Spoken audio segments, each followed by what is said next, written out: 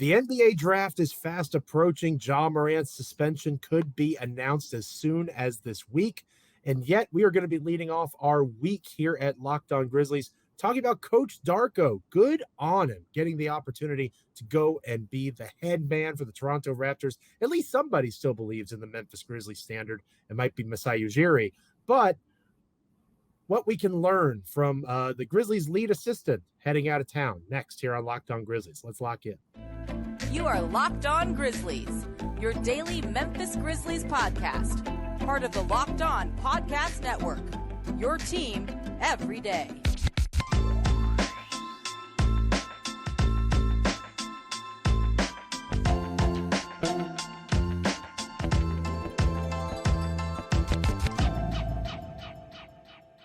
Parting is such sweet sorrow. We're learning that here for the first time from this Grizzlies coaching staff. Somebody getting a big promotion in the Taylor Jenkins era. The Taylor Jenkins tree is expanding. It's branching out. It's a beautiful thing. We're going to talk about that and more here on Locked On Grizzlies. I am one of your hosts, Joe Mullinax, joined by my co-host, Damichael Cole of the Commercial Appeal there in Memphis, Tennessee. I am of Bluff City Media, of course, and between Damichael and I, you can get all sorts of wonderful content on the Memphis Grizzlies and the NBA at large, starting your day the right way with Locked On Grizzlies. This episode of Locked On Grizzlies is brought to you by Prize Picks. Prize Picks allows for first-time users to get a 100% instant deposit match up to $100 with the promo code Locked On. That's prizepicks.com, promo code Locked On. Again, we are proud members of the Locked On Podcast Network, your team each and every day, free and available wherever you get your podcasts. You can also check us out over on YouTube, like, comment, rate, review, subscribe, all those fun things. To Michael Cole, I hope you had a wonderful weekend, my friend. Hopefully you didn't go too crazy, do anything I wouldn't do. And here over the weekend, I believe it was Saturday in particular, we got a bit of news of the Memphis Grizzlies variety that I don't know about you, but I wasn't expecting it because of all of the sexy names, right? All the big names out there on the coaching carousel for Coach Darko to get the job. He was in the running. He was in the finals. And I was always kind of like, they're not actually going to pull the trigger on this guy. But Darko Rajakovic, and I always mess up his name. I apologize. I'm sure Damichael will clarify for me. Rajakovic, I think I might have gotten it right the second time. Coach Darko is how I've always called him over the last few years. You've written substantially, so I'll let you kind of take it from here in a moment about Coach Darko's role on the Grizzlies. So for our listeners, because the Grizzlies play it pretty close to the vest, who actually coaches what, that sort of stuff. It's not necessarily common public knowledge like it might be in other places. What did Coach Darko do for the Grizzlies in particular, Damichael, that Memphis is going to miss so much? Well, one thing about just the Grizzlies and how the organization is ran, you have to understand is they don't make their assistants available to the media as opposed to some other teams where, I've talked to assistant coaches, for other stories that I've done this season, whether it was Kenny Atkinson, for the Golden State or assistant coach in Atlanta or, other teams. But some teams have this hierarchy, and the Grizzlies are one of those teams where pretty much for the organization, Kleiman speaks on the record, for the front office. Taylor Jenkins speaks on the record for the coaches, and then the players speak. So we didn't get a lot of on-the-record conversations with Darko Rajakovic, I believe is how you say it. Thank you. In the time that, I've been covering the Grizzlies for the past 2 seasons. But remember, last season, there was the COVID pandemic, and there was a point where Taylor Jenkins was out and Darko stepped in. And eventually, Darko actually landed on the COVID list, inactive list as well. And that led to Brad Jones stepping in for him. But here's what you got to know about Darko Rajakovic. He was a very important, integral part to the Grizzlies on the offensive side of the basketball. You look at the Grizzlies and how they play in pick and roll and things like that. This is a guy who pretty much has written himself about the pick and roll. He is a pick and roll maestro, one of those guys who is very fond of bringing those European elements over to the American game. What stood out to me more than anything is the impact that he had on Desmond Bane's development. You'll remember 2 summers ago, summer 2021, Darko was the head coach of the Summer League Grizzlies. Yep. Which was the summer where Desmond Bane, and the results were mixed. I mean, Desmond Bane was played on the ball, and he lost the ball a lot. He turned the ball over. But the idea was you have to become a secondary facilitator on this team in order to become that starting shooting guard we think you're capable of being. That immediate season, we saw some mixed results. Averaged 2.7 assists. In games without Ja, the numbers went up a little bit. But then this season happened where Ja plays, Ja didn't play. It didn't matter. The playmaking skills were on display for Desmond Bane to the tune of 4.4 assists per game. So he went from 2.7 assists to 4.4 assists. And I think a lot of that can be kind of pointed in the direction of the work that he did with Darko. I mean, he would talk to me a lot about Darko. Zaire Williams is another guy who talks a lot about Darko. And I know people say, oh, why are you talking about development if you're going to mention, Zaire Williams with Darko Rajakovic? Well, guess what? I'm around this team a lot, and I think it's fair to say that Darko has had positive impact on Zaire Williams' development. Of course. But we can say, of course, Joe. But the people listening will say, oh, it's his rookie season, the non-linear results from year 1 to year 2 and all that. But injuries happen. I've talked about the way the Grizzlies have used him, pretty much shooting 3-point shots when that's not his game. But what we did see in Summer League was the ability for the Grizzlies to say, hey, we're going to put Zaire Williams in positions, kind of similar to what they did with Desmond Bane, putting him in pick and roll more. And we saw it in the regular season in glimpses, in flashes. It wasn't a lot. But you go to that, it was a game that really stood out to me. Go watch that game against the Miami Heat where he doesn't even play. Zaire Williams didn't even play 3 quarters. He comes in that 4th quarter, I forget, but he scores like 16, 17 points. And he has the ball in his hands. He's getting the ball, guys, others involved and things like that. And I think it was year 3 when Bane went from 2.7 to 4.4 assists. Not saying that Zaire Williams can take a similar jump, but I think it's very easy to say that he'll, take a big leap forward. Maybe not a 4 assists per game type leap, but he'd take a leap in terms of comfortability from, in pick and roll situation, handling the ball and doing things more on the ball. So again, Darko, not even just with those guys, Jaren Jackson Jr. is another guy. We talk about how he, his ball handling things of that nature. Santi Aldama, he worked with Santi Aldama last summer as well. Darko is a very, very big part of the development system. Taylor Jenkins has said time and time again, he trusted this guy as much as anyone. If you're watching the Grizzlies games, you'll see just as much as Taylor Jenkins is going all the way down there to the coaching box, you'll see Darko scramble down in the coaching box as well, whisper something into his ear. I think, again, with assistance, this is a replaceable, person. Yes, he's a big part of what the Grizzlies did on the offensive end, but guess what? We're not going to, we got to be honest with ourselves. The Grizzlies weren't the 2017 Golden State Warriors on offense either. So with that being said, I think that is a replaceable part of it. But at the end of the day, the players love what he brought to the table. He had a great impact on these guys, particularly, from a playmaking perspective. And just, the Grizzlies want to be from positions 2, 3 to 4. They want to be as interchangeable as possible. And a guy like Darko really helped them with that. I think that everything you said is exactly right. And again, if you haven't checked out Damichael's pieces over the years, at least a couple of articles about Darko Rajakovic and his role on this Grizzlies team, make sure you do so because they're very enlightening. As Damichael talked about, the Grizzlies play the assistant coaches and a lot of other things pretty close to the vest. Completely off topic, maybe, and I feel like this is one of my catchphrases on our show here, maybe a topic for a future episode of Locked On Grizzlies. I wonder how much this makes or doesn't make a Toronto Raptors Memphis Grizzlies trade more possible. Because you just mentioned Zaire Williams. Darko might think Zaire is more valuable than most. And maybe Darko goes to bat for Zaire Williams as the key piece in, Tyus and Zaire for OG Anunoby. I see what you're saying, Joe. I think that one of the interesting things, Adrian Wojnarowski made the initial report about Darko getting the job. And in the article, I quoted it in our aggregation post over at Bluff City Media. The quote saying that Toronto sees Darko as a guy that can both lead a rebuild and help win now.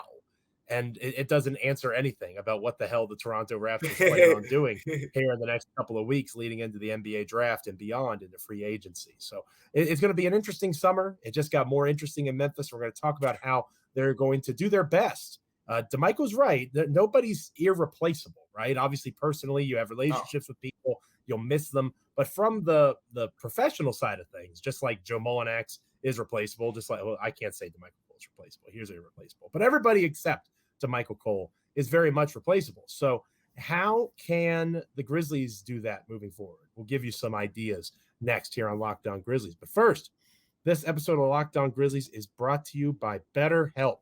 Have you ever thought about getting into an opportunity to talk to somebody about something going on in your life? How much time do you spend on yourself versus how much time you spend on other people? How do you find that balance? Because when you spend all of your time giving, it can leave you feeling very stretched thin and pretty burned out.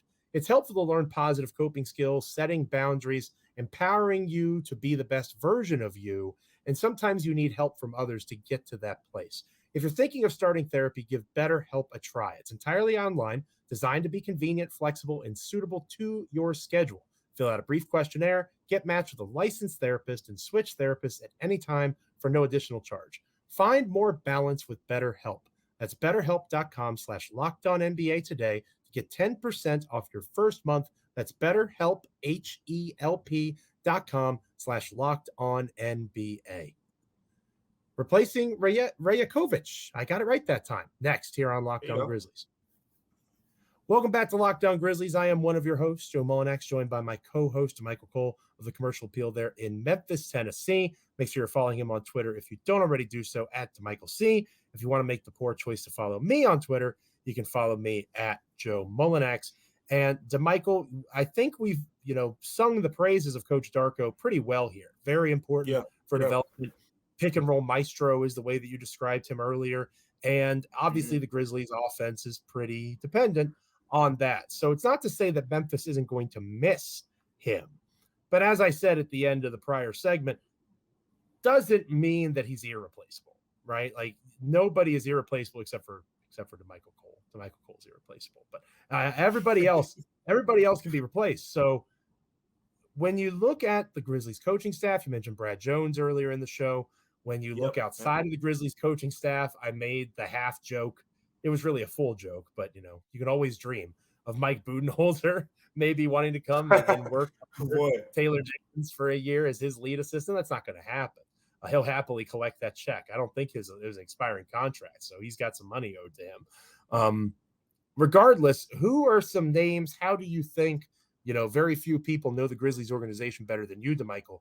How do you see the Grizzlies filling this slot on the coaching staff? You know what, Joe?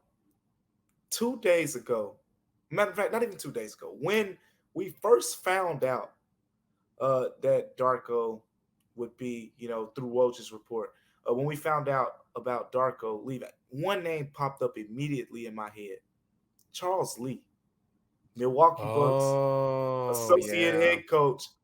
And then boom, just like that, Charles Lee is now headed to the Boston Celtics. Terrific hire. Another assistant coach that I was really high on. I mean, Boston is knocking it out the park. That's where I'm getting at here.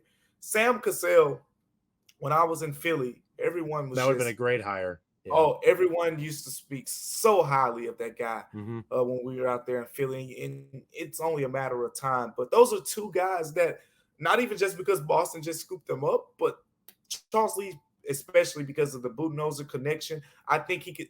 Where we're talking with Taylor Jenkins, pulling from that Budenholzer tree makes the most sense. Possibly pulling from Atlanta again, Quinn Snyder, Budenholzer. Those are all guys that Taylor Jenkins is directly connected to. But then again, there is the potential for the upgrade within. I think an easy answer to this question, if you don't want the splash hire, you want the splash hire, would be to upgrade Brad Jones to your lead assistant, and then potentially going out to get a former player, which, I mean, you look at the assistant coaches, you tell me what's missing. You know what's missing, like I know what's missing. Go get not just a former They player. need a former player, somebody that has played, had success, not even necessarily individual success, but success on the team level. Yeah, and who's heady. Like and there are so many names, that could potentially fill that role. You think of a Mo Cheeks, type person, veteran, right? It's done it for a while. You think of, players. I mean, what, Steve Nash potentially? It's just, just throwing names out there. That would be Recent, fun. yeah, that would be fun, right? What about recent retired players?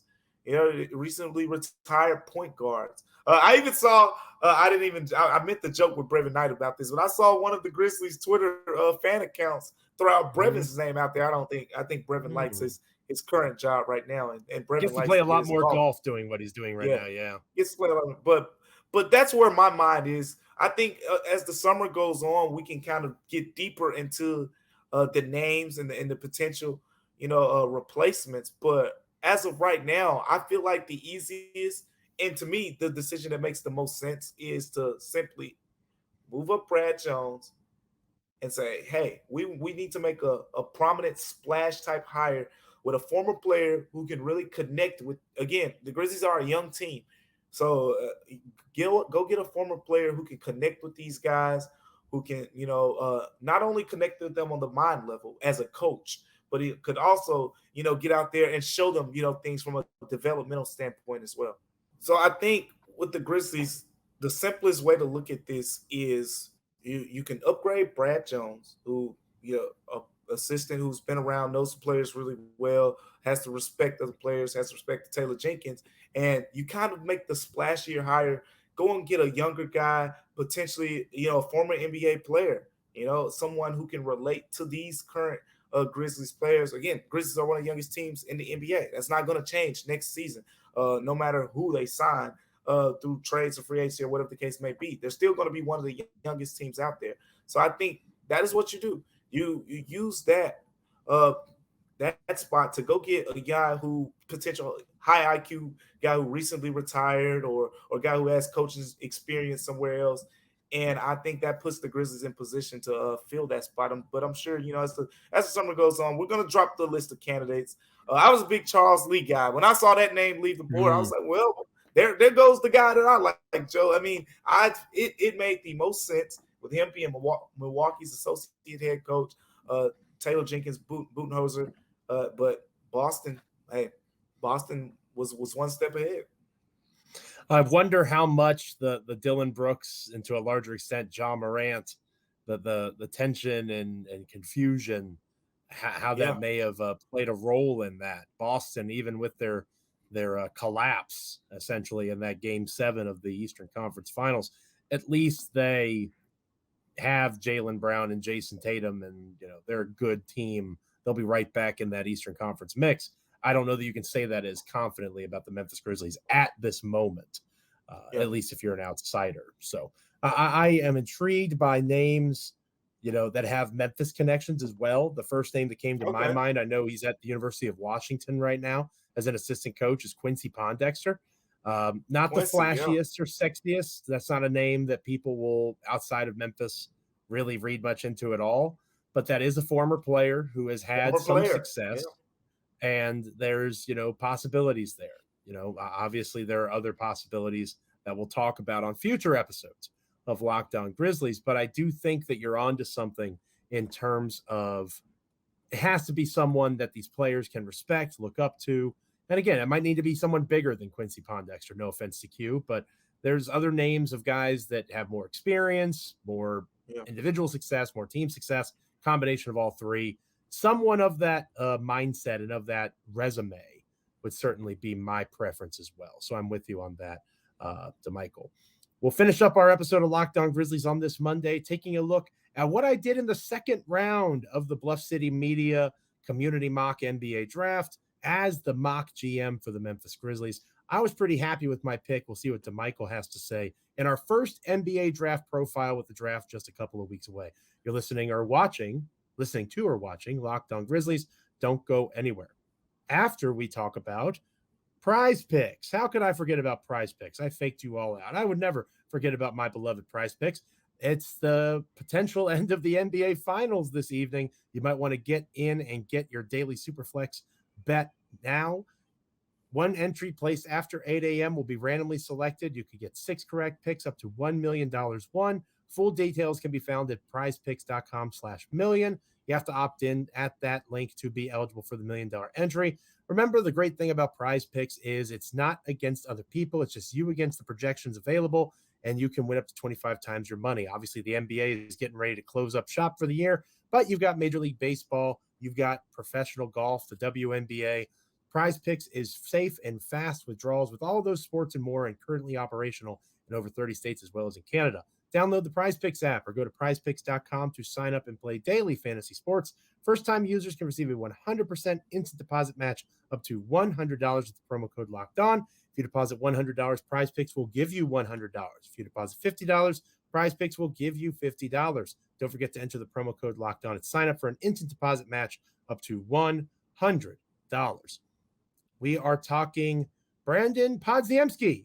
This is the episode of difficult names to pronounce. Next on Locked On Grizzlies. Welcome back to Locked On Grizzlies. I am Joe Mullinax, joined by my co-host, Damichael Cole. Damichael, of course, of the Commercial Appeal there in Memphis, Tennessee. I of Bluff City Media, and I write over at SB Nation every once in a while. Between us, lots of NBA writing and coverage experience regarding the Memphis Grizzlies in particular. You've come to the right place for your Grizzlies content and NBA content overall. And the draft is approaching, Damichael. We're just a couple weeks away from the NBA draft. Lots of fun names at the top to talk about, but the Memphis Grizzlies, of course, not really in that stratosphere. I'm not going to go too deep into what I did during the community mock NBA draft. We've already talked about that a little bit. Jaylen Brown is now a mock Memphis Grizzly without trading Desmond Bane. I'm the most smart mock GM in the history of mock drafts. I took Colby Jones with the number 25 pick. I still had that pick as well, amazingly. And I love Colby Jones out of Xavier. I think he makes a lot of sense as a bigger guard that can facilitate offense. In the second round, I traded up with Boston, believe it or not, as part of that Jaylen Brown mock trade to get to the number 35 pick.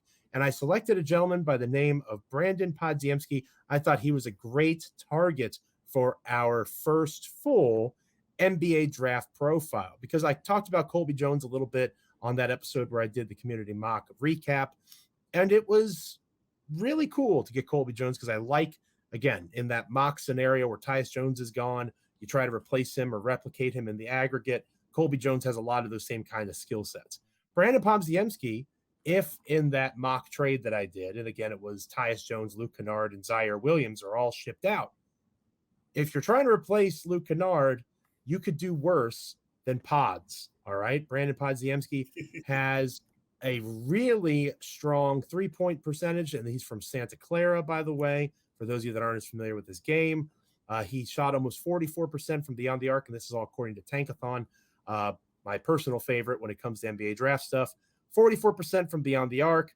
He got 8.8 rebounds a game to Michael. 8.8 rebounds per game. He was one of the best, if not the best, perimeter rebounders in the entire NBA or in the entire college basketball stratosphere. He had 3.7 assists per game and 1.8 steals. He's a very strong team defender. You watch him play, you're not super excited about his athleticism.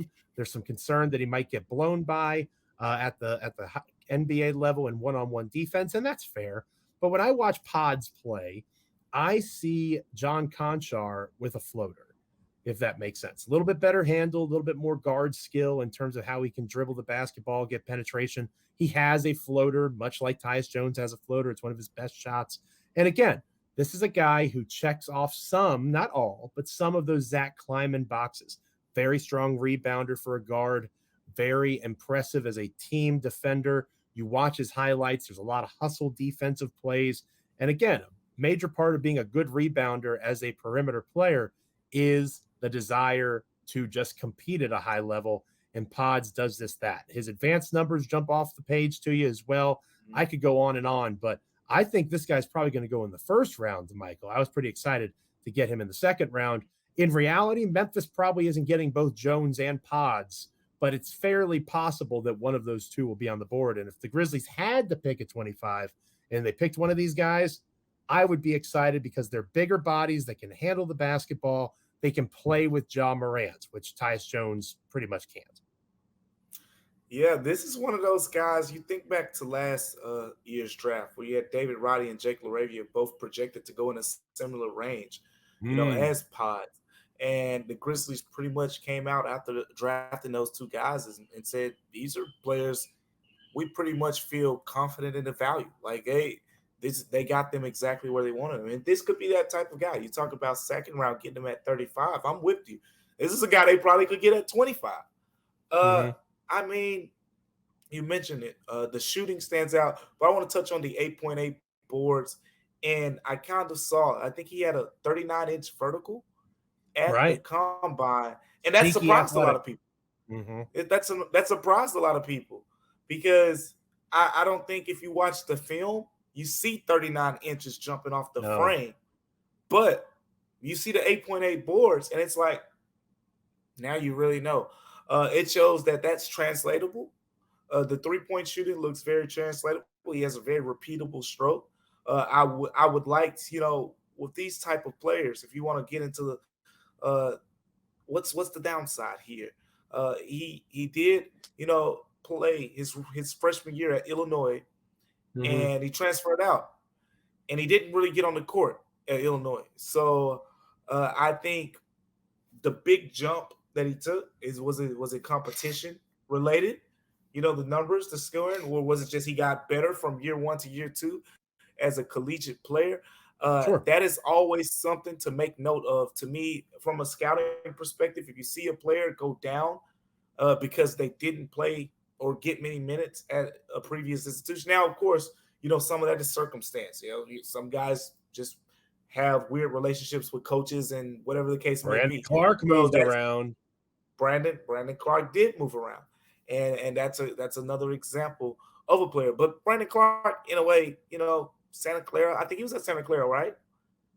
I think he was San Diego or something like that, and then he went up to Gonzaga. So you could argue, but he went up. Exactly. That's my point. At the end of the day, he ended up going up to Gonzaga, whereas with Brandon, you say his last name. I'm just going to say Podz. Podziemski. See, you've got Darko for me. I've got Podz. See, we're looking out for each other. Joe, look, my thing is with these names. I finished second in the spelling bee in the 7th grade. That's elite. And I can spell them, but saying them is a whole other thing. Yeah. Woo! But I'm with you on that. With all that being said, the 3-point stroke, he checks that box off of exactly what the Grizzlies want and need. You mentioned the rebounding as a guard. That's something that's also important for this team as well. 1.8 steals per game. Just the all around and the playmaking. That's another important trait. I mean, Darko emphasized it. Taylor Jenkins emphasized it. They like to have guys who can play multiple positions, guys who can play the 2, the 3, the 4, guys who can play the 1 and the 2, and potentially the 3 and whatnot. That's potentially what you can get with this pick. And again, I think this would be great value in that at 35. Podz would be very good value. I am very interested in that potentially happening. I would love to have him, both him and Colby Jones. Those are two of my draft swoon. That's your draft crush, right? Yeah, but we'll talk about more as we go through these next couple of weeks in the lead up to the 2023 NBA draft. Again, the Memphis Grizzlies currently have the number 25 pick. They have a couple of second rounders as well. I think it's fairly likely they take a couple of guys in the second round because with the new CBA, there's an expansion of the two-way deals, right? So I think there's a third two-way contract that gets added. Why not? If you keep one guy that's currently there, say they keep Vince Williams Jr. on a two-way contract, they could use the other second-round picks on guys they want in that role. So I think that there's, a high probability they keep those second-rounders. Those look like they're going to be getting more valuable in this new CBA as well. It's 25 that I'll be surprised if they actually pick at 25. But, we'll talk more about that in the days and weeks to come. Thank you so much for being with us on this episode of Locked On Grizzlies, your team each and every day, proud members of the Locked On Podcast Network. Make sure you're following us, subscribing, liking, rating, reviewing, commenting, whether it's wherever you get your podcasts or on YouTube. It is much appreciated. I'm excited. I'm excited about every episode that I get to hang out with you tonight, of course. But I'm especially excited for tomorrow's episode because it's a crossover edition, Locked On Grizzlies and Locked On Nets. I know that Damichael and I have been talking a lot about potential. This is going to be fun right here. And we have a thought exercise in which the wonderful host of Locked On Nets is going to be joining us. Adam Armbrecht is his name, and he will talk with Damichael and I about potential players, maybe a Mikal Bridges. Is there an actual possible trade? I floated a deal out over the weekend that I think is the dead. This is what the Grizzlies, the max they should offer. I thought it was a pretty hefty amount. We'll see what Adam has to think. We'll talk about Damichael's personal favorite, Dorian Finney-Smith. I'm not as high on DFS, but I know Damichael is. And then maybe we'll get really realistic at the end and wind up with Royce O'Neal somehow. All sorts of fun things coming your way here on Locked On Grizzlies. So make sure you're with us for our Tuesday edition of the show. I'm looking forward to it. Look, everyone, get ready because we're getting close to the summer now, and you know what you should get ready for? Get ready for GM Joe. It's about that time. This is what I've been waiting on. This GM Joe Mullinax. He's about to throw all the deals out there that you haven't thought about yet. This is his time to shine. This is where I sit back and I just drop my opinion. It's GM Joe's time to shine. Yes, I can't wait to hear Damichael. What Damichael thinks of me essentially giving control of the Grizzlies draft for the next 7 years over to the Brooklyn Nets for Mikal Bridges. And the Nets are still going to say no, is the great, spoiler alert. Brooklyn's still not going to give up Mikal Bridges even for that. But we'll talk about that more tomorrow. For the wonderful Damichael Cole, I am Joe Mullinax. Make sure that you are staying with us, subscribing, rating, reviewing, liking, commenting, all those fun things. It is all good as we continue to grind forth here on Locked On Grizzlies. Thanks for being with us. We'll see you next time.